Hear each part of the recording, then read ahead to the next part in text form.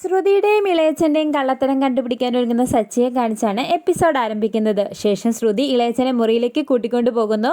തുടർന്ന് മുറിയിലെത്തുന്ന ശ്രുതി, നിങ്ങൾ over acting ആണെന്നും ഇവിടെ വന്ന് തിരികെ പോകുന്നത് വരെ ഞാൻ പറഞ്ഞു തന്നത് മാത്രമേ പറയാവൂ എന്നും പറഞ്ഞ് ബീരാനോട് ദേഷ്യപ്പെടുന്നു. പിന്നീട് കറിക്കുള്ളതെല്ലാം അറിയുന്ന ചന്ദ്രമതിയെയും മരുമക്കളെയും കാണിക്കുന്നു. ഇതേ സമയം അവിടെ എത്തുന്ന അച്ചമ്മ പെട്ടെന്ന് തന്നെ ആഹാരം ഉണ്ടാക്കണമെന്ന് പറഞ്ഞ് മൂവരോടും ദേഷ്യപ്പെടുന്നു. തുടർന്ന് അവിടെ എത്തുന്ന രവീന്ദ്രൻ തേങ്ങ ചെണ്ടിത്തരാമെന്ന് പറയുന്നു. ശേഷം വർഷനെ സഹായിക്കാൻ എത്തുന്ന ശ്രീകാന്ത് അച്ചമ്മ വഴക്ക് പറയുമ്പോൾ അവൻ അവന്റെ തൊഴിലിനോടുള്ള സ്നേഹം കാണിക്കുകയാണെന്ന് പറഞ്ഞ് ശ്രുതി ശ്രീകാന്തിനെ കളിയാക്കുന്നു. ഇത് കേൾക്കുന്ന ശ്രീകാന്ത് ശ്രുതിക്ക് കണക്കിന് കൊടുക്കുന്നു. ശേഷം തേങ്ങാ ചെണ്ടെന്ന രവീന്ദ്രനെ കളിയാക്കുന്ന ഇളയച്ചനോട് സച്ചി ദേഷ്യപ്പെടുന്നു. തുടർന്ന് ഞാനും നിങ്ങളെ സഹായിക്കാമെന്ന് പറഞ്ഞ് ഇളയച്ചൻ പച്ചക്കറികൾ എടുത്ത് ഇറച്ചി വെട്ടുന്നത് പോലെ വെട്ടുന്നു. ഇത് കണ്ട് എല്ലാവരും ഞെട്ടിപ്പോവുകയും ഇയാൾ ഇറച്ചി വെട്ടുന്നത് പോലെയാണ് പച്ചക്കറികൾ കട്ട് ചെയ്യുന്നതെന്നും ഇയാൾ ഇറച്ചി വെട്ടുകാരനാണോ എന്ന് എനിക്ക് സംശയമുണ്ടെന്നും സച്ചി രവീന്ദ്രനോട് പറയുന്നു.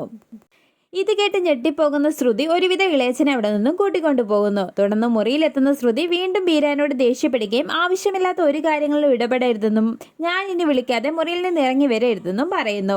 പിന്നീട് അയാൾ ശ്രുതിയുടെ ഇളയച്ചനാണോ എന്ന് എനിക്ക് നല്ല സംശയമുണ്ടെന്നും എന്തോ പന്തികേടുണ്ടെന്നും പാലാട്ടത്തേക്ക് നല്ല ടെൻഷൻ ഉണ്ടെന്നും സച്ചി മഹേഷിനോട് പറയുന്നു. തുടർന്ന് അദ്ദേഹത്തെ തന്ത്രപൂർവ്വം ഇവിടുന്ന് പുറത്തു കൊണ്ടുപോകണമെന്നും അയാൾ ആരാണെന്ന് കണ്ടുപിടിച്ചിട്ട് അടുത്ത നീക്കത്തെപ്പറ്റി ആലോചിക്കാമെന്നും സച്ചി പറയുന്നു. പിന്നീട് എല്ലാവരും പൊങ്കലിനുള്ള ഒരുക്കങ്ങൾ നടത്തുന്നു. തുടർന്ന് രേവതി വരച്ച കോലം കണ്ട് വർഷ അഭിനന്ദിക്കുമ്പോൾ ഇതൊക്കെ എല്ലാവർക്കും വരയ്ക്കാൻ പറ്റുന്നതാണെന്ന് പറഞ്ഞ് ചന്ദ്രമതി രേവതിനെ കളിയാക്കുന്നു. ഇത് കേൾക്കുന്ന അച്ചമ്മ ചന്ദ്രമതിക്ക് കണക്കിന് കൊടുക്കുന്നു.